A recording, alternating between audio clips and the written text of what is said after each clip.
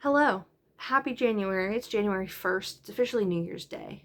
And I've read so many books this month that I need to get them off of my shelf, so I'm doing this video right now. I'm in the same spot as I was in the last video because I like sitting on the floor, I guess. But we have moved up in the world. I have a phone tripod now. It's currently wedged under a pillow on my bed. Um, my window's open, natural light. So if it gets weird and funky, it's because the sun is weird and funky. Because I was gonna use the lights in my room, but a light kept flickering.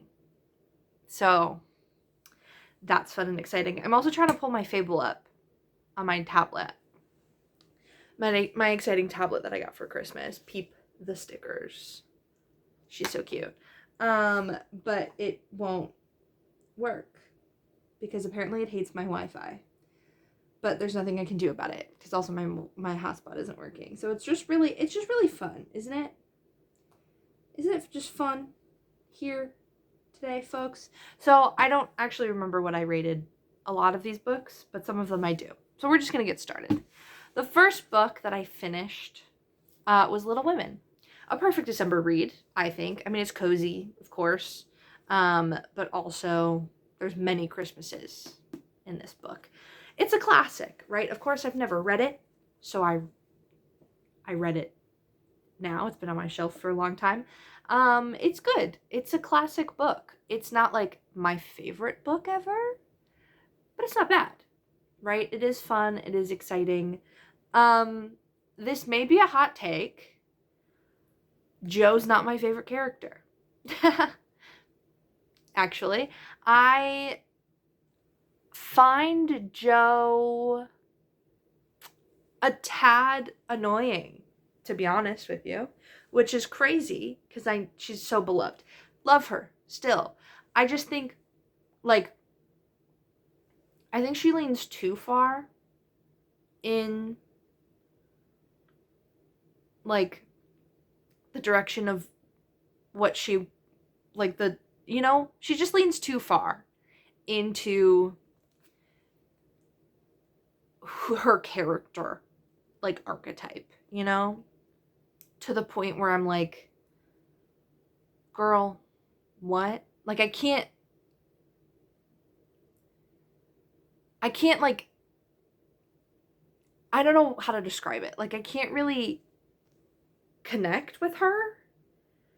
And I'm just gonna say, at least when she's older, I like Amy more than I like Jo as they age.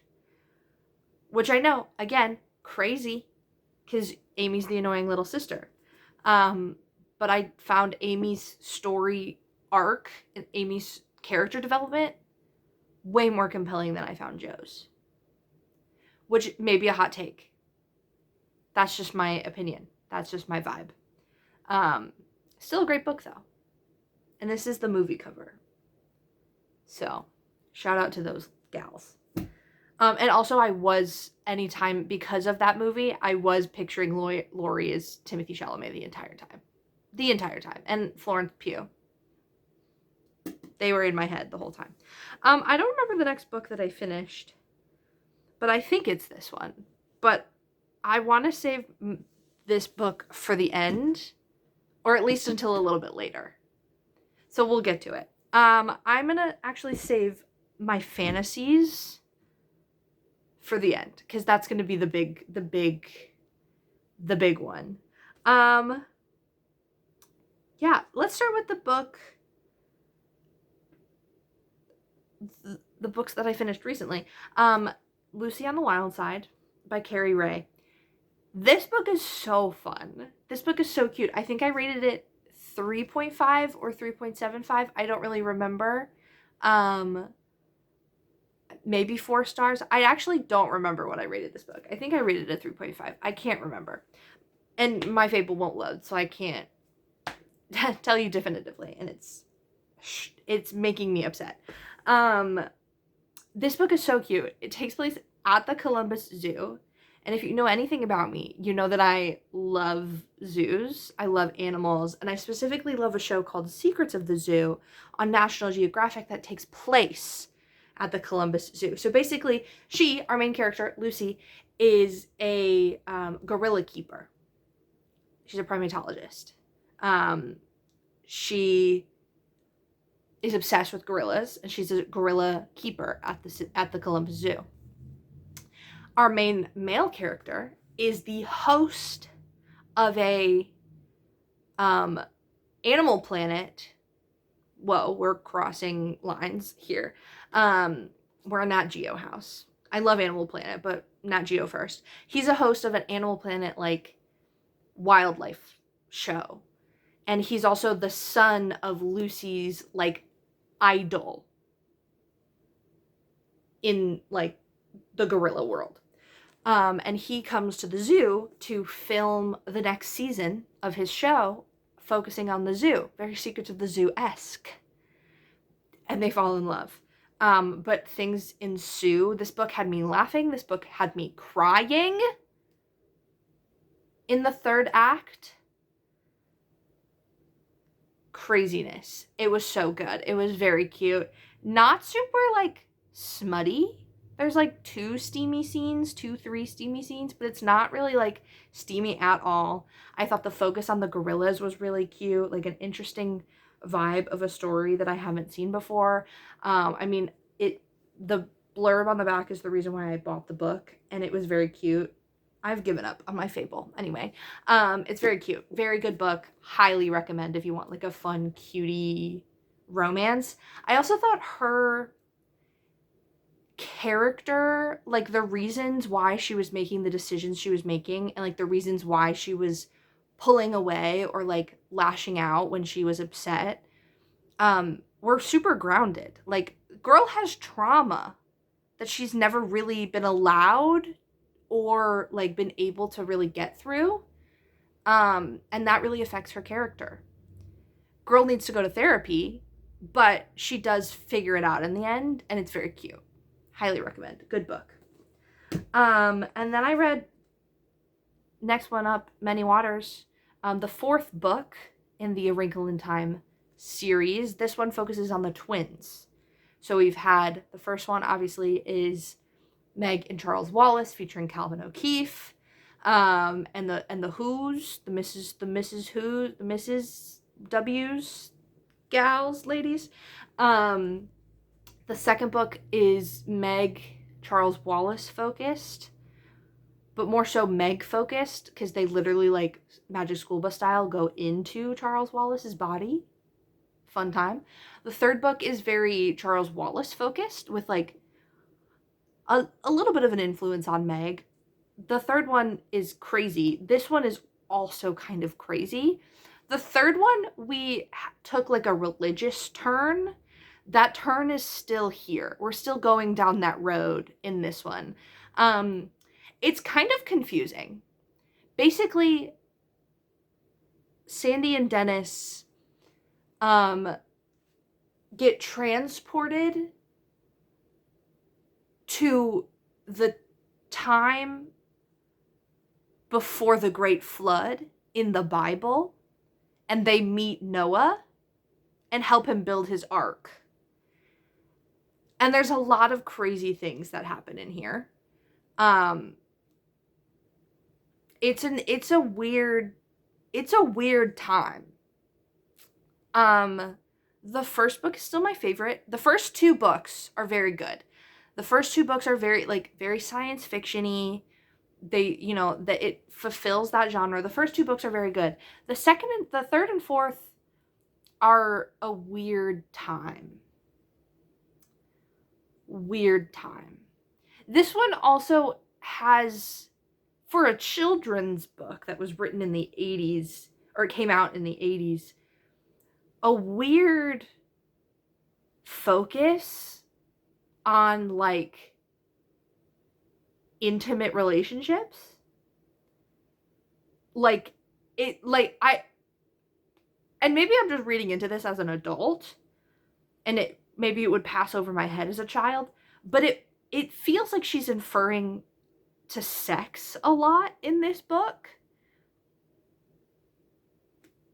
It's weird. Like, I can't explain it if you haven't read the book, But she talks of, like, there's a character that the twins interact with who is like, she literally asks them, don't you want a girl who's experienced? And that's not verbatim, but like, they talk about experience, and like, it takes a weird direction, and it continues on that road that the third one kind of brings us to, in that like religious aspect. But then this one also starts to like introduce like weird adult themes. Like, it feels like she's talking about sex in this book a little bit, or like alluding to it. It's very strange. Definitely not my favorite in the series. Weird time. And that's enough about that. I think I gave it 2.5. I don't remember. I read Harry Potter. This may come as a surprise. I've never read Harry Potter when I was a kid. I didn't. I never did. I never caught that bug. But I've had this book on my shelf for so long. I'm actually just going to cover up the author name because we don't need to talk about her. We don't. As far as I'm concerned, this is a real boy. And this is a real story, and Albus Dumbledore wrote this book. Or Daniel Radcliffe. He wrote it. She doesn't exist. It's great. I mean, I've seen the first movie, so I was picturing the movie as I was reading it. But it's Harry Potter. What more can you say about it? Fantastic. Great job, Albus Dumbledore. You did a great job on this book. Classic book. The Fandom Rising by Anna Day. It's the second book in the last book. It's a duology of the fandom. This one was a bit of a struggle to get through. I think it's because I love the first book. I love the premise of the first book. I love the action of the first book. I love the way that it's written. I love every single aspect of the first book. I rated it like a 4.5 stars. I love it. This takes a bit of a downfall. I didn't rate it badly. I think I gave it 3.5 or 3. Don't remember. Not a bad time at all. It's just, there are certain aspects. It's dual POV. We get Violet and Alice in this book. And I found myself really enjoying Alice's point of view, but also really cringing at some of the things that she says. And I don't know if that's just like a character choice that she made, or if that was just like what, I don't know. But that Alice she's, hit or miss in the beginning. The middle towards the end is where this book starts to pick up. And the ending is, the ending hit me. She kills off a few characters from the first book in this book. And I feel like we could have avoided that, but I understand why it was made. So basically, I'm taking the good parts of this book and I'm just tapping that on to the first book, and that's the complete story, and I'm forgetting the parts that like hurt me.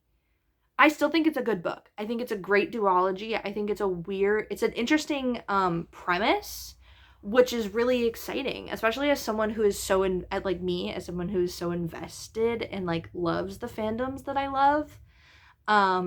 It speaks to my inner like nerd and my inner fandom lover of just like fandoms in general.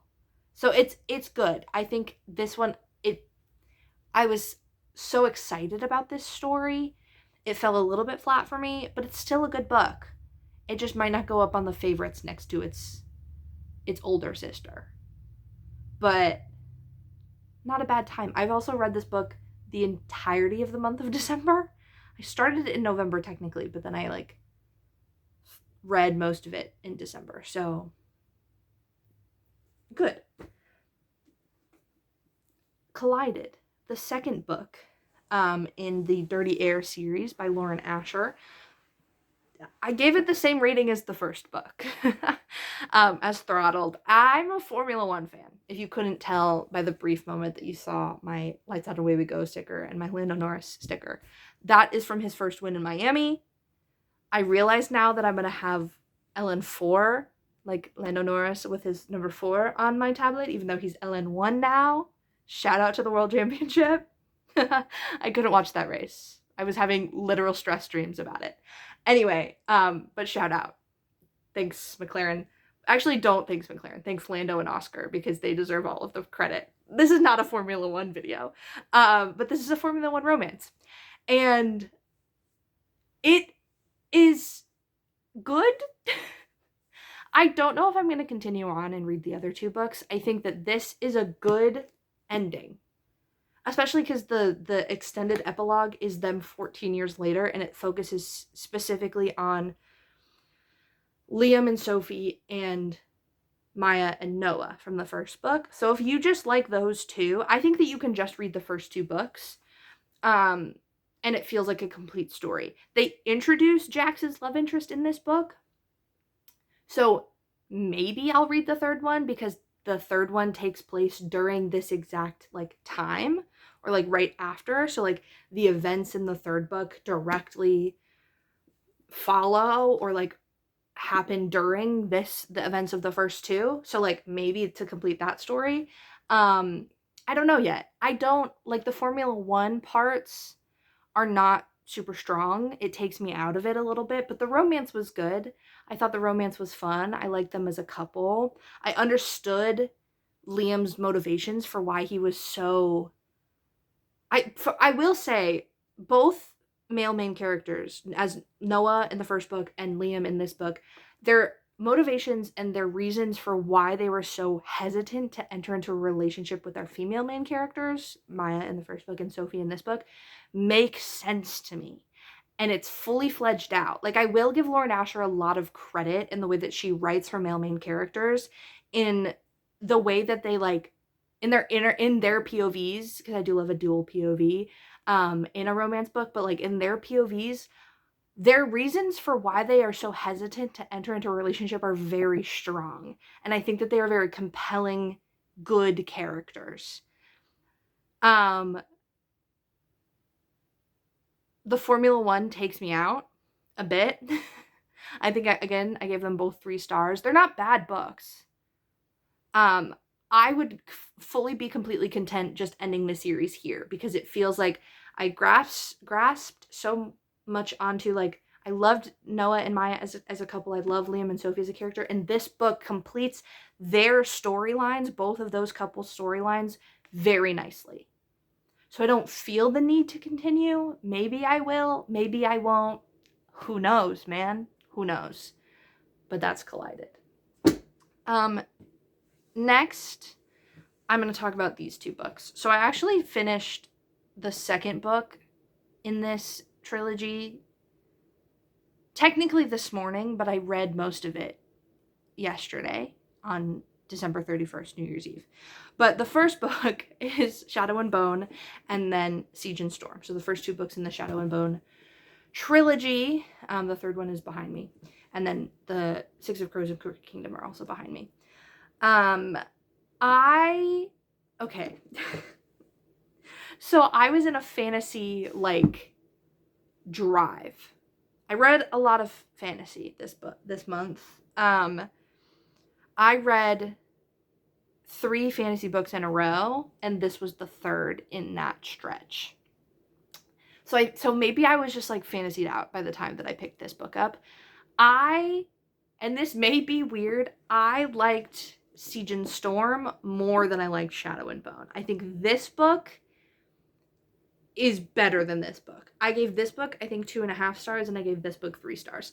I found this one kind of boring and kind of confusing. Like, the world building in this book is better than the world building in this book, and I think that the world building in your first book should be stronger, and the subsequent books should just expand and, like, make the world bigger and better. I didn't love the characters in this book. I just thought it was a little confusing.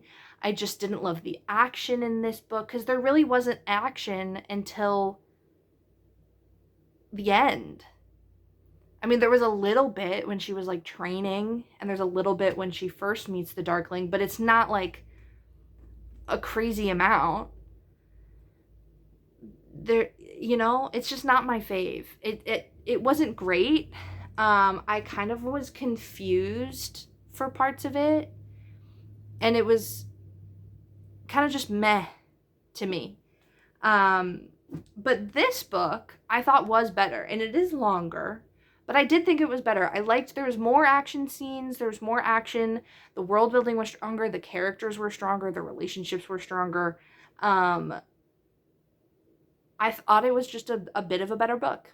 Still not my favorite, but yeah, I'm kind of ready for this trilogy to be over, so I'm glad I only have one book left.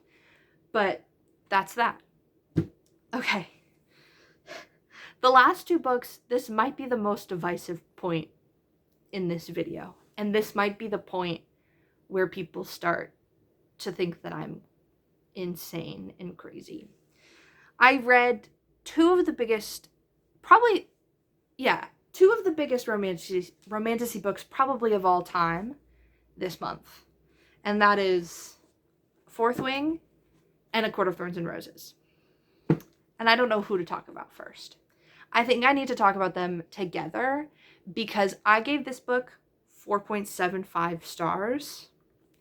I gave this book 3 stars. And I'm going to tell you why. I was expecting to go into both of these books because I knew that I wasn't going to be the biggest romantasy girl. I knew just who I am, where I am currently in my life, the books that I like to read, the books that I've, like, starting on this reading journey again, the books that I liked. I didn't love fantasy. Like, I've never loved fantasy. I love just, like, a straight up romance. I love books with, like, with really good world building and, like, high political intrigue in the world. That's why I think I want to read The Hunger Games, like all of the Hunger Games this year, because I like that aspect of dystopian, right? Like that level of dystopia I think is really interesting, like the political ramifications, the political impact of the world. Maybe that's just my political science degree talking, but I love a world with high political intrigue and like with politics that makes sense to me and that also I can like really get invested in a story that I can really get invested in, a story that really like grips me early on. I was fully, because I've heard the stuff about this book and about the books that follow, and I was ready to go into this book and just read this book and not finish and not continue. I was dead wrong. This is my favorite book I've read this year. And by year, I mean the 4 months that I've been reading. I loved this. I didn't expect to love it. Truth be told, I didn't want to love it. It gripped me. And I will give credit where credit is due. Not only do I think that this is a very well-written book, but the audiobook, shout out to Graphic Audio. Because I now can only, like, in a fantasy book, I can only listen to, like, a graphic audio or, like, a full cast recording with, like, a full cast, sound effects, music. Like, the audio book production of it helped me get into this world, and I will read the book, but I will also be listening to the graphic audio production of both the second and the third book in this series. And I listened to the graphic audio production of this one too. Okay? We'll get to her in a second. I was so invested in this story. I was so invested in it. I didn't want to be, but I was. And that's a testament. I think that it is actually a good book. The world building, I love dragons. I like the world of dragons. I do. The, like, reasoning behind everything, the world building, the politics of it. I really enjoyed how Rebecca Yarros wrote the like exposition-y parts and like added to the world building. What a funny little quirk Violet has, that when she's stressed or when she's in a moment of quite literal danger, she just recounts the facts that she knows about the world that she learned as a scribe from her dad. Hilarious. Not only is it a cute little quirk that Violet's a nerd and she like was training to be a scribe and knows all of the history of this world, and she just recounts it to help her de-stress. Adorable, but also great world building. Great way to just input exposition in the actual world instead of having it be like narration fodder. Like just kind of having the main character like explain it in narration. Like she's literally walking across the parapet speaking out loud the history of Navarre. That's awesome. I like loved the characters. I was laughing. I was like loving the characters' time. Like I loved it. I was so invested in like the action and I loved it. There's so much that I can say. I have to continue on. And I spoiled a little bit for myself because I had to be sure that I wanted to continue on with the second and third book. Because if I'm going to spend money and I'm going to spend my time reading over a 500-page book and then do that twice, and subject myself to waiting for the other books to come out for probably years, I need it to be something that I'm going to like and be invested in. So I had to look up a little bit of what happens in the second and third book and how the things develop. So I spoiled a little bit for myself. Not a lot, but I spoiled enough to make me want to continue reading. And I know spoilers are a hot take in the book world. I don't mind being spoiled a little bit. I don't mind knowing a little bit of the ending and then seeing how we got there. If I'm going to invest my time into something, I'm going to make sure that I'm going to enjoy it and that I'm going to like the ending. And that I'm not going to feel like I wasted my time. And I don't think that I'm going to feel like I wasted my time with this series. And that is a big reason why I loved it so much. And that's a big reason why I'm going to continue. Okay. Now we're going to switch gears to this book. Granted, I will say this book came out in 2016. I should not have read this book when it was coming out because I was in literal junior high, literal elementary school. But if I had read it earlier in my life, if I had read it not as who I am now as a 22-year-old woman who like knows what I like in a book, maybe I would have liked it more. I didn't hate it. I rated it 3 stars. I think it was very middle of the road for me. And maybe it's just because this was like the first, like, right? This was a huge game changer for the world. And it's kind of like introduced the world to like fae. I don't think I've ever been a fae girl, right? The only fairies I know, the only fairies I love are Tinkerbell and her gang in Pixie Hollow, okay? I don't know about this world. It didn't grip me. I wasn't super invested in the world. I didn't really love the characters. I kind of found Feyre annoying a little bit every once in a while. Right? Like, and then I was reading it and I was like, oh, some parts were good. It just felt boring to me. Like, there wasn't really a lot of action. There wasn't a lot of like, it's not my cup of tea. It's not the type of book that I am into right now in my life, right? And it's, like I said, with the thing with Fourth Wing, right? Like, I expected to go into this book knowing that I wasn't going to like it, right? Knowing that it wasn't going to be my favorite, right?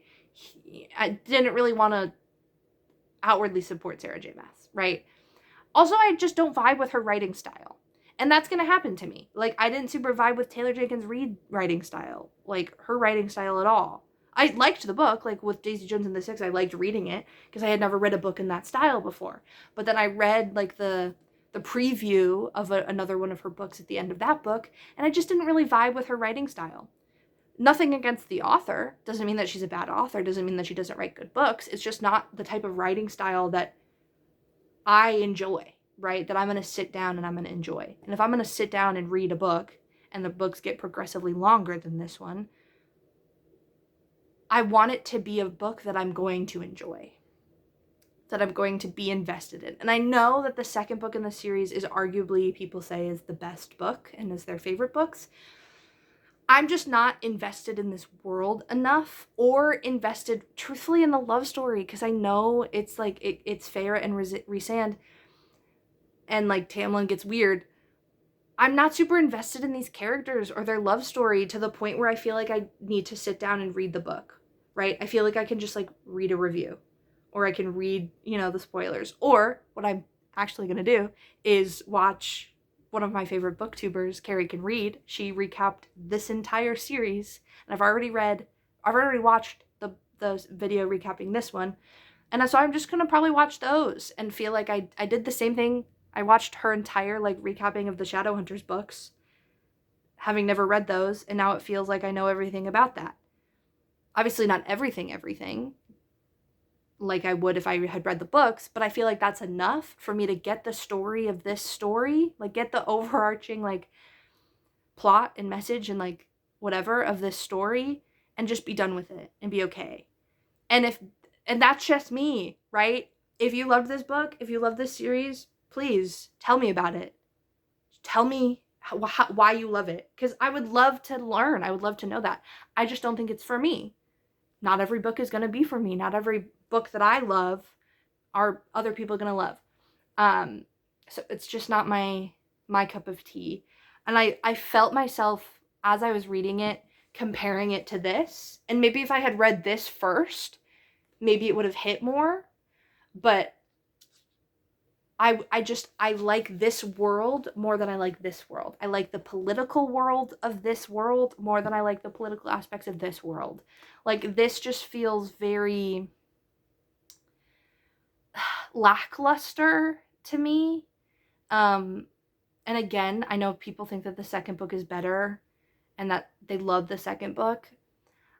I just don't feel like it's worth investing my time and money in a world that I already know that I don't like, or that I don't love, right? It's not that I don't like it, because I think it is fine. Like, it's good. I don't hate it, right? It's not the worst book I read this month, or not the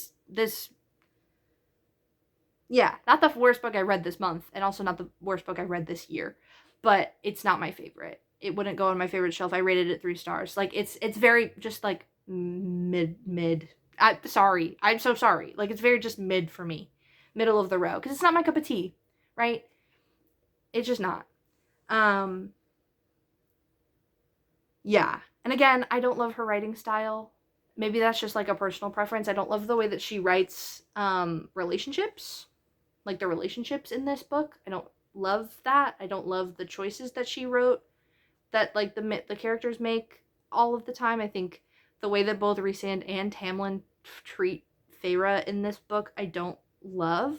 It just kind of like it rubs me the wrong way a little bit. And I think that would only just continue in the next books, especially knowing what I know, because I did look it up to like know if I wanted to continue or not. And everything that I read just kind of solidified the fact that I don't really want to. Because I don't feel like I need to, because I'm not invested. Like, it's just a thing of I'm not invested. And if I'm going to continue on with a story, I need to be invested in it.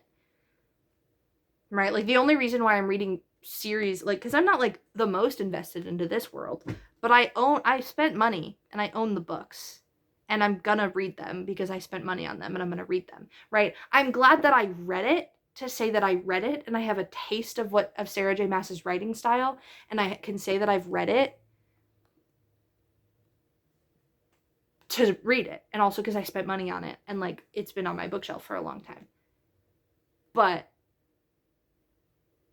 I'm not going to continue, right? Because I'm not invested. So that's kind of a long-winded way of explaining that. But yeah, I have these are, I don't even know how I'm gonna pick all of these up again because I put them in an order, but yeah, 10 books. I'm actually really proud of myself. I started reading this reading journey in September after I quite literally like rearranged my entire life and like went through every item I've ever owned.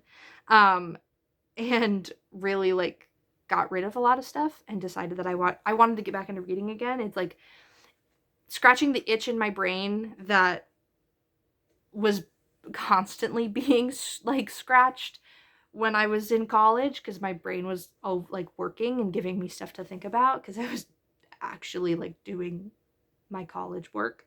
And I found that spark that I had when I was a kid for reading again, which I'm really excited about and I'm really happy about. Yeah, so I started this in September, mid-September, with 55 books. I've read 34 in 4 months. So I'm going into this new year, and I'm reading one right now. I'm going into this new year with 20 unread books. I'm hoping to cut that in half before I move to Florida for 5 months in literally 2 weeks. Maybe a little bit longer than 2 weeks. It's a little bit longer than 2 weeks. I fly out on the 19th of January and I'll be there until May, the end of May. So I'm hoping to knock out like at least half of these. There they are. And then I'm bringing 4. I might bring this guy, this Formula One book. It's a nonfiction Formula One book, with me as well, and bring 5. But yeah, I'm very excited. Part of the reason why I wanted a tablet, because I didn't want to get a Kindle, because I also wanted to be able to do stuff on it, but I can read books on this, right? I can check them out from my library on the Libby app, and I can read, so I don't have to have like the physical book in front of me. But I'm very excited. I'm very happy with this month. I mean, 10 pretty hefty books. I mean, there's some like shorter guys in there, but all over 200 pages, all almost 300 pages. I mean, I think this one is under 300, and I think this one's a little bit over 300, or like, yeah, it's a little over 300. But those are some pretty hefty books, I'd say. So yeah, that's it. And I read over 11,000 pages in just 4 months over all of these books that I've read. So I'm pretty happy with that. But Happy New Year. And I'll see you at the end of the month, most likely. I might film one before I leave. We'll see. So you might get 2 in January. 3, technically, because this is coming out. But this is for December. So, Happy New Year. I hope 2026 is better than 2025, but who knows? It probably will be for me because I'll be in Disney World for half of it, so that's exciting. But yeah, this is probably the longest one I've done of these, and I bet as soon as I get off of this and I log into my Fable again, it's gonna work, and that's just how life goes. So anyway, thanks for anybody that does watch this, if anyone does. But those are my takes. Some of them were hot. Sorry. It's just my opinion. Yeah. Bye-bye.